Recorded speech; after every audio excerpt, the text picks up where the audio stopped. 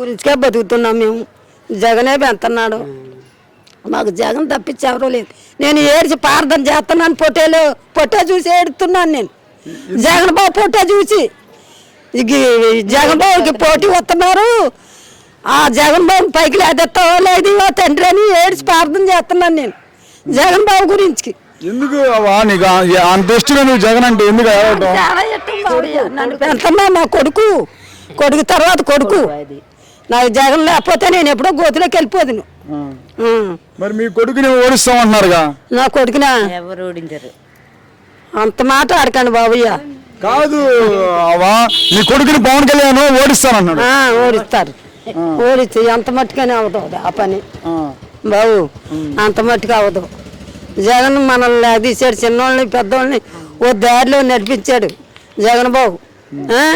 ఆయన్ని ఏమన్నా అనుకొని ఆడకే వస్తుంది మరణం.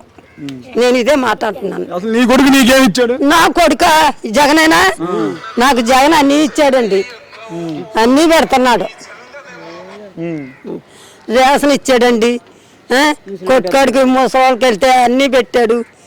జగన్ ఎట్టంది ఏదీ లేదండి. జగన్ వల్లే ఈ కుటుంబం ఇలా లెగుతుంది. జగన్ లేకపోతే మేము ఎప్పుడో అయిపోదు.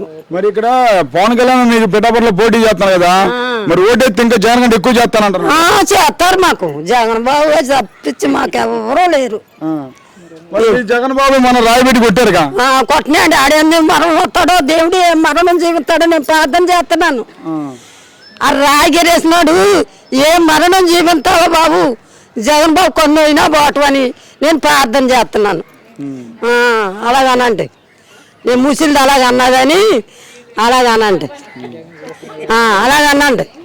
ముసిలిది అలాగన్నది నీకేం మరణం వస్తుందిరా బాబు. ఆ కొడుకునికి రాయిగేరేసేసి కొన్ని పోయినా వాడు నీకు దేవుడు చూపిస్తాడని నేను ఏడ్చి ప్రార్థన చేస్తున్నాను. మరి మీ కొడుకుని సంపెత్తి ఏమవుతుంది అన్నాడు చంద్రబాబు నాయుడు? ఏమవుతాడండి? చంపెత్తేనా? చంపెత్తే ఏం చేస్తామండి? మరి నేనన్నా ఇలా చచ్చిపోతాను, మీరన్నా చచ్చిపోతారు. ఇంకేం చేస్తాము? దేవుడే చూసుకోవాలా. ఆయన దేవుడే చూసుకుంటాడు. ఎక్కడో దిక్కినా ఆడికి సిద్ధ పెడతాడు దేవుడు మరణం. అంతేనా? అదండి.